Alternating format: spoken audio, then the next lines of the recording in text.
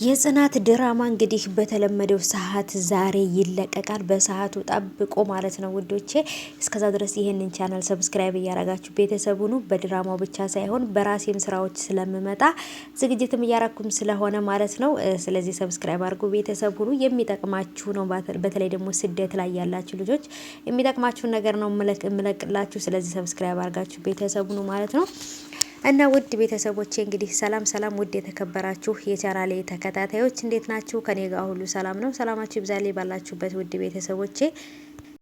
ከኔ ጋር ሁሉ ሰላም ነው። ባላችሁበት ሰላማችሁ ይብዛልኝ እያልኩኝ እንግዲህ ወደ መጣሁበት ስገባ የነ ጽናት ድራማ እንግዲህ ብዙዎቻችን ጽናትም እያደረገች ያለችው ነገር በጣም አበዛችሁም የምትሉ ልጆች አላችሁ። በነገራችን ላይ ፍቅር ነው፣ ምንም ማድረግ አይቻልም።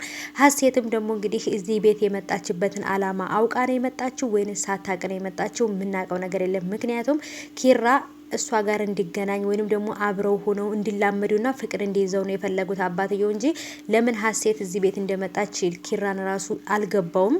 እዛ ጋም ደግሞ ቢገባው በጭራሽ እሷን ሊያፈቅራት እንደማይችልና የሚያፈቅራት ሴት እንዳለች ነግሮ ነበር ለአባትየው የሚመልሳቸው። ግን ደግሞ ሀሴት የኪራ የአባቱ ጓደኛ ልጅ ስለሆነች የጓደኛ ልጅ ናት፣ እዚህ መታ ነው የምታርፈው ለተወሰነ ጊዜ ነው ያሉት እንጂ አንተ ከሷ ጋር መጋባት አለብህ፣ መላመድ አለባችሁ፣ መፋቀር አለባችሁ አላሉም ማለት ነው። ምክንያቱም ይሄን ነገር ቢሉ በጭራሽ ኪራ ይሄን ነገር አይሰማም ወይንም ደግሞ ይሄን ነገር አይቀበልም ነበር ማለት ነው። ምክንያቱም ከጽናት ፍቅር ይዞታል፣ ድብን ያለ ፍቅር ማለት ነው።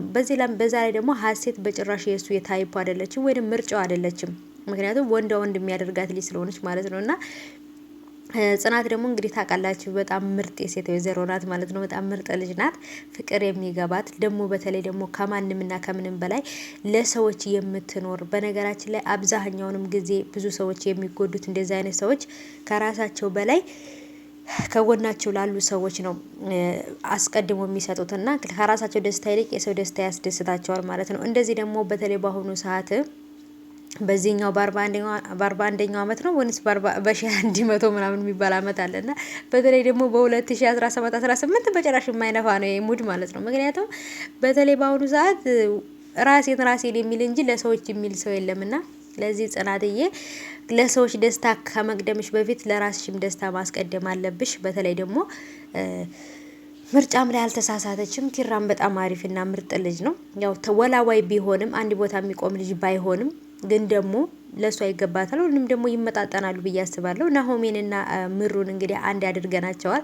አሁን የሚቀሩን ኪራና ጽኑ ናቸው ማለት ነው።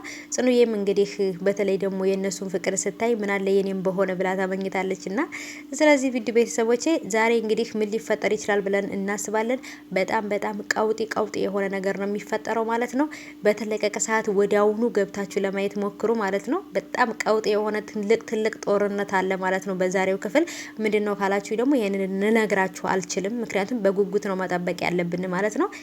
ይሄንን ቻናል ሰብስክራይብ አድርጉ።